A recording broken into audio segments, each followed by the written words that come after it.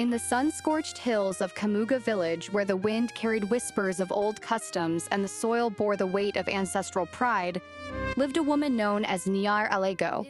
Her name meant daughter of Alego, but in Kamuga, daughters were never enough. Kamuga was a place where lineage was measured in sons, where homesteads expanded only when a boy was born, and where a woman's worth rose or fell with the cry of her newborn child. Nyar Alego had married into the Kawunda clan, a clan whose pride grew taller than the tallest ogolo tree. There, sons were the torchbearers of legacy, the heirs of land, cattle, and ancestral blessings. Daughters were expected to melt into the background, helpful, silent, uncelebrated. When her first child arrived, a bright-eyed girl with cheeks soft as new millet, her mother-in-law sighed with the weight of disappointment. "Next time," the old woman muttered. "God willing, it will be a boy." The second came, then the third, then the fourth, all girls. With each birth, the silence grew colder. What once began as soft sighs and forced smiles hardened into scorn. The murmurs deepened. The clan matriarch began avoiding her. The brothers of her husband whispered cruel things when they thought she was not listening. By the time the eighth daughter arrived, the Kawunda family had turned their backs on her completely. Her husband, Obiero, once kind and gentle, had become distant. He stopped eating in their hut. He stopped speaking to her unless necessary. Eventually, even his footsteps avoided her doorstep. Then, one moonless night, it happened. Under the cover of darkness, with the chill wind sweeping through the homestead, she was cast out.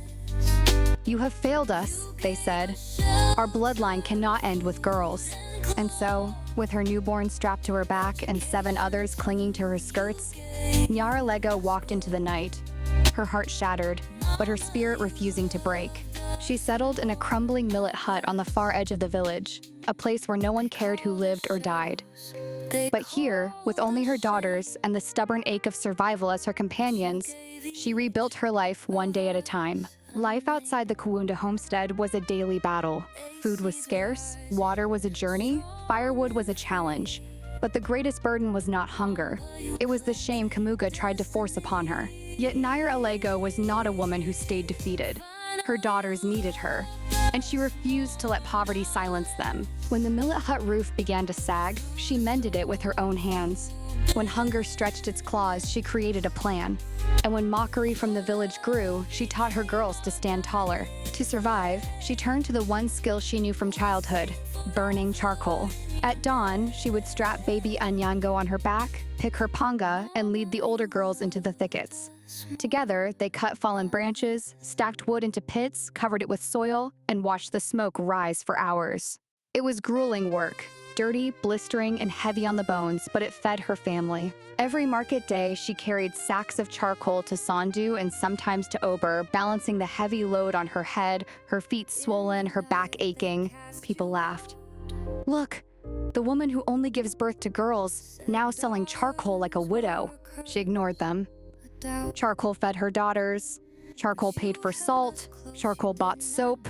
Charcoal kept them alive. Her eldest daughter, Achieng, now grown and graceful, found work at a local school in Kamuga. She swept classrooms, washed blackboards, handed out chalk, and sometimes helped slow learners under the mango tree. With her small salary, she bought books and pencils for her siblings. She often told her mother, "Mama, one day I will become a real teacher. I will stand in front of a class, not beside one." Nyar Alego knew it was true. That girl had always carried light in her voice. The second-born, Awino, learned healing from an old herbalist. She memorized herbs, roots, leaves, and the way a sick person's eyes told a story even without words. Kamuga mothers began seeking her secretly.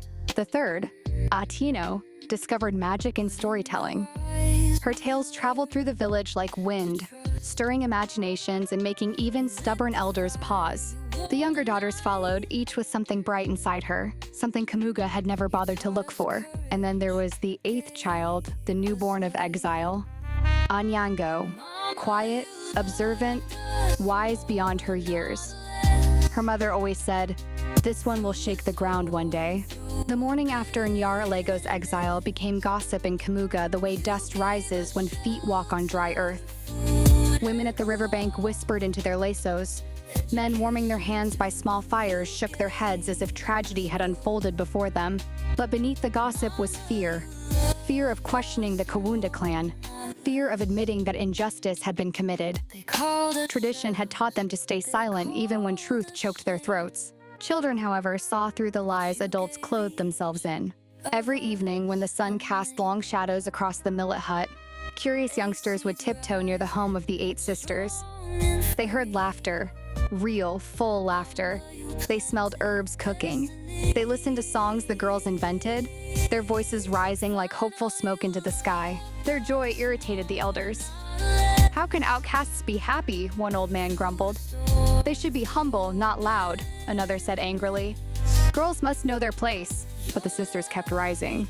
One dry season afternoon, when thirst-cracked lips and tempers flared, Obiero's mother marched to the village square. Behind her trailed her sons, elders, and curious villagers.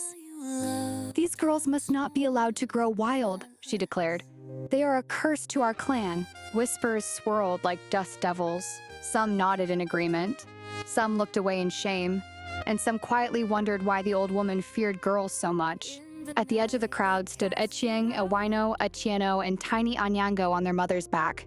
Their skirts were dusty, but their posture unbroken. The chief stepped forward, tapping his walking stick on the earth. "Nyara Lego," he said, "you were cast out, but Kamuga does not mistreat children. What is it you want?" For the first time since her exile, she lifted her head proudly. "I want nothing for myself," she said slowly.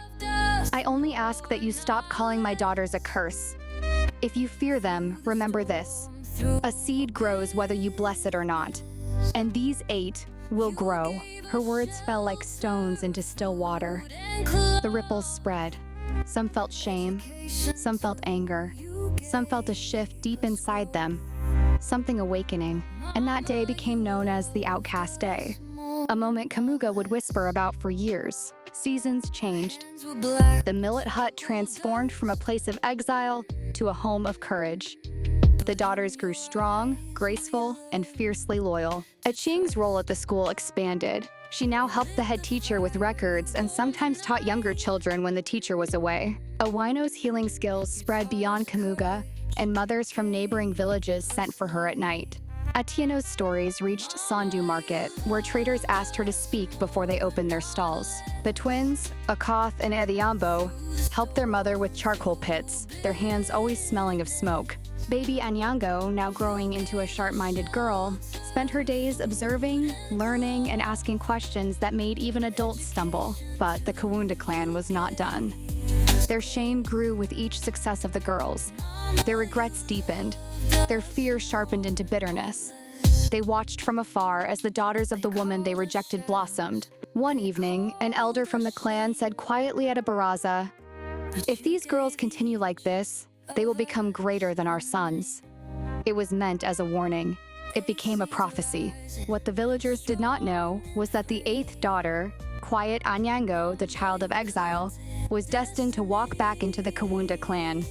Not with hatred, not with vengeance, but with a truth powerful enough to bend the rigid customs of Kamuga. Because sometimes, the people you cast away are the ones sent to save you. And the girl they called useless, unwanted, a curse, would one day become the voice Kamuga did not know it needed.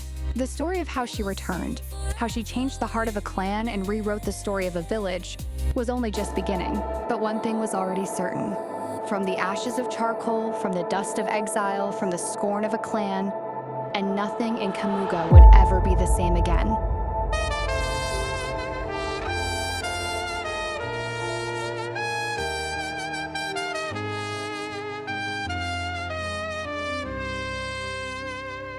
In the night they cast you out,